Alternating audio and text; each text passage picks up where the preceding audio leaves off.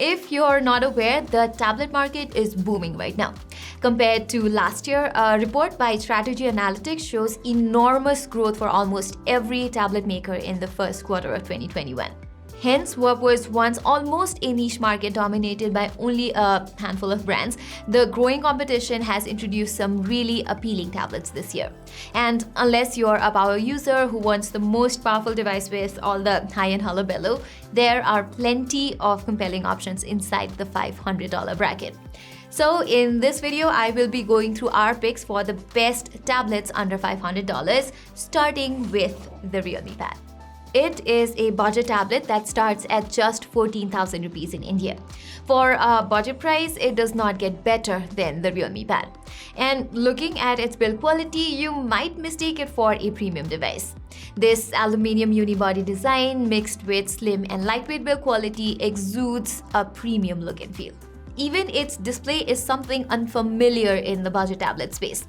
The Realme Pad has a standard 10.4 inches LCD screen but with a sharp 2K resolution. So no more squinting to read your notes or settling for low quality video streaming since it is also White 1 L1 certified.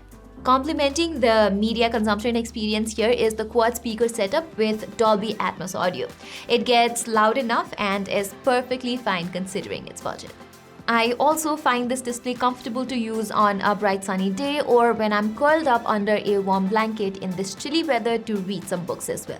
There aren't many tablet-specific features to go with the Realme Pad, but this is not necessarily a deal breaker considering it's a budget tablet targeted towards students or kids or those who simply want a large screen to binge their favorite shows.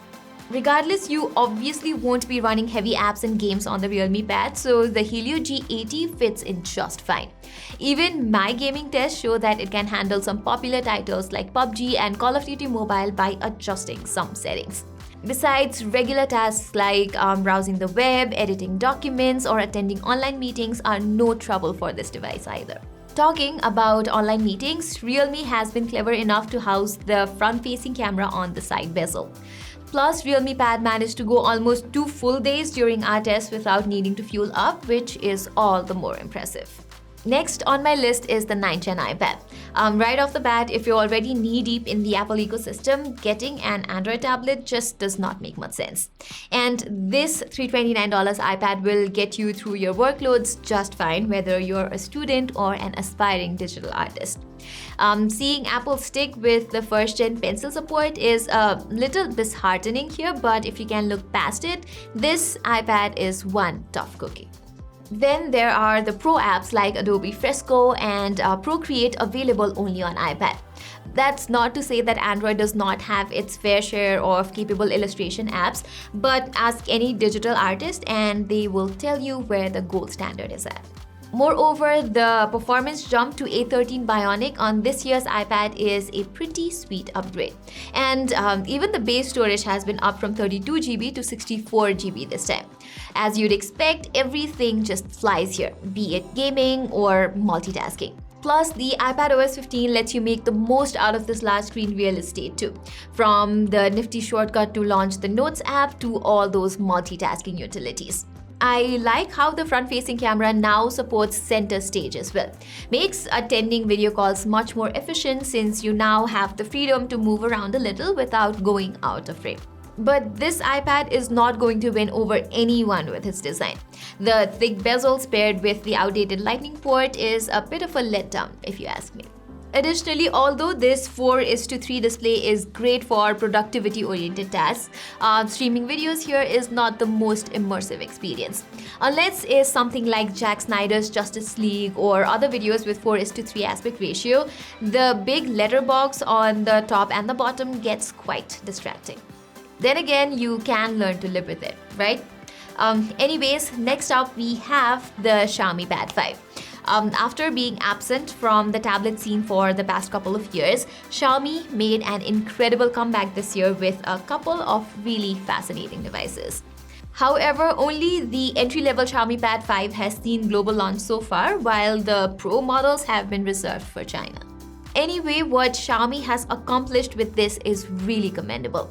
If you look at other Android tablets in the same price range, most of them feature a mediocre chipset which ultimately cripples the overall experience. Yet Xiaomi has managed to deliver powerful performance and impressive design and a terrific display, all at a relatively affordable price tag.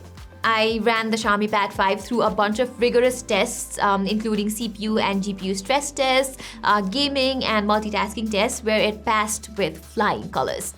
The Snapdragon 860 is a reliable performer through and through. This also opens up immense possibilities for turning the Xiaomi Pad 5 into your go-to productivity machine. Unfortunately, its official keyboard and stylus accessories are not as widely available, and neither do they come cheap. On top of this, the MIUI for Pad Android skin is not exactly on par with iPad OS or Samsung's One UI when it comes to making the most out of such a large display. And Xiaomi skipping LTE connectivity entirely on this tablet comes as a shocker as well. But none of this should matter to someone who is considering the Xiaomi Pad 5 as a media consumption device. I mean, it has the most impressive display of all the tablets I've mentioned so far. A smooth 120Hz refresh rate? Check. Dolby Vision HDR? Check. DCI-P3 colors? Check. Pair this with the booming quad speaker array, you will get hooked to streaming videos on the Xiaomi Pad 5. Now, if you're shopping for a proper Android tablet with polished software and all those stuff, the Samsung Galaxy Tab S7 FE is among the few options available in the sub $500 price category. It shines bright exactly where the Xiaomi Pad 5 falls short, and vice versa. I'd say one of the biggest selling points of the Tab S7 FE is that it comes with a free S Pen. Granted, it's not an active stylus like you would get with the regular Tab S7 series, but for simple note-taking to even doodling and such, it's a terrific accessory to have.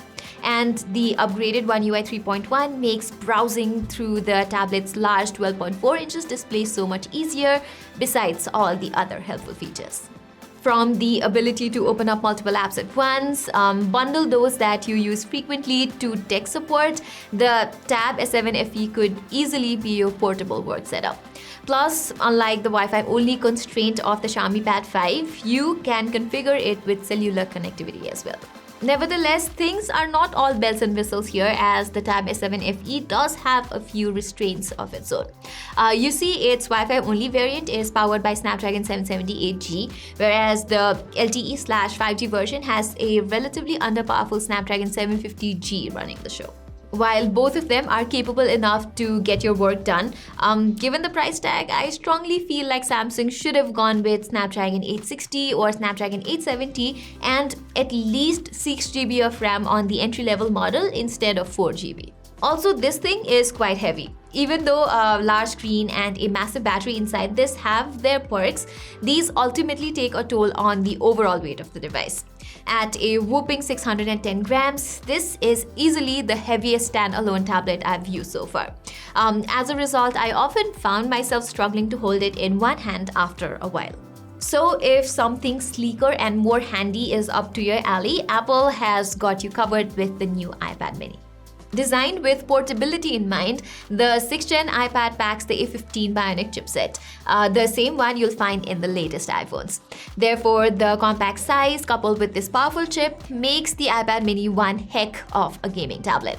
Besides this, the iPad mini has been my go-to tablet for reading ebooks or binging Netflix as well, since its lightweight design means that I can easily take it with me wherever I go. Then again, this screen does not get as bright as I'd want, and neither does it support 120Hz refresh rate. However, unlike the 9th Gen iPad I talked about earlier, the Mini does have a laminated display and supports the newer 2nd generation Apple Pencil. So I can easily see this as a portable sketchpad for digital artists. But the price is where things get a little complicated. At $499, the iPad mini certainly does not come cheap. And that's for the base 64GB Wi-Fi only model, by the way. So unless you have a specific vision as to how this iPad will fit into your workflow, or if money is no object, the iPad mini feels like a niche product that I cannot recommend to everyone. A mighty capable device, but a niche still. On that account, those who can afford to sacrifice portability for something equally powerful can get last year's iPad Air instead. For $100 more, it brings a bigger screen and Magic Keyboard support on top of all the goodies of the mini, like the USB-C port, a fully laminated display, and more. So guys, that was it for our picks of the best tablets under $500. If you want to learn more about each one of them, make sure to check out the description for the link to our reviews. Till then, I'm Pratima, and I will see you in my next video.